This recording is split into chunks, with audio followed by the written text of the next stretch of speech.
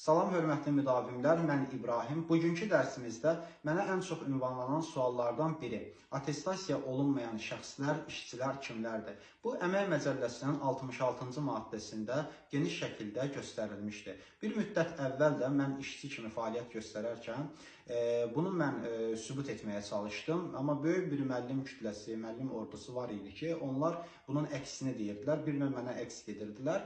Təbii ki, onların içində bir qrup şəxslər var ki, 5, 6, 9, 10 bal göstərərək, nəticə toplayaraq daha doğrusu müvafiq rəhbər vəzifələrə təyin edildi. Təbii ki, mən belə fikirləşirəm ki, bir növ əks getməyin mükafatı idi, amma böyük bir əksəriyyəti də var idi ki, nə dərs saatları və yaxud vəzifə bu kimi mükafatlandırılmadılar. Amma qanunən həqiqətən də mən haqlı idim. Çünki Əmək Məcəlləsinin 66-cı maddəsində bir qrup şəxslərimiz var ki, bizim vətəndaşlarımız, yəni işçilərimiz var ki, attestasiya olunmayan işçilərdir. Onlar kimlərdir? Vətənin müdafiəsi, azadlığı və ərazi bütövlüyü uğrunda hərbi əməliyyatlarda xəsarət almış və əlilliyi müəyyən edilmiş işçilər. Bu nədir? Yaralanmadır, travmadır, kontuziyadır və s. və ilaxır. Yəni, xəsarət dərəcəsinə görə bunlar dəyişə bilər. Azərbaycanın müstəqilliyinin və ərazi bütövlüyünün müdafiəsi zamanı göstərdiyi şücaətlərə görə dövlət tərtiblərinə və fəxri adlarına layiq görülmüş işçilər. Yəni, ordendir, fəxri adlardır. Bu kimi şəxsləri, yəni bunu qazanmış şəxslərdən söhbət gedir.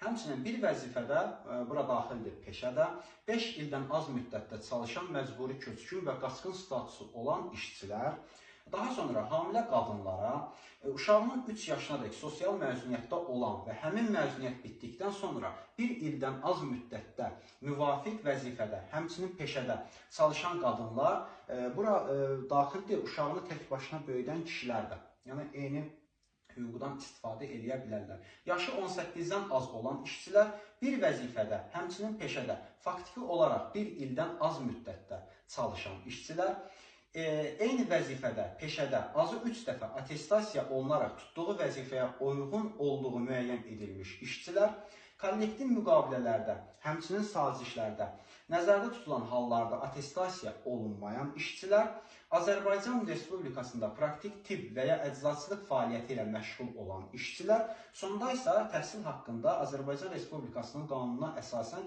sertifikatiyyə cəlb edilən təhsil verənlər, yəni müəllimlər Əmək Məcəlləsinin 66-cı maddəsinə əsasən attestasiyaya cəlb olunmurlar. Nə kimi sualınız olsa, videonu şərh bölümündə bildirin. Videonu bəyənərək kanala abunə olsanız şad olaram. Təşəkkür edirəm, minnətdaram.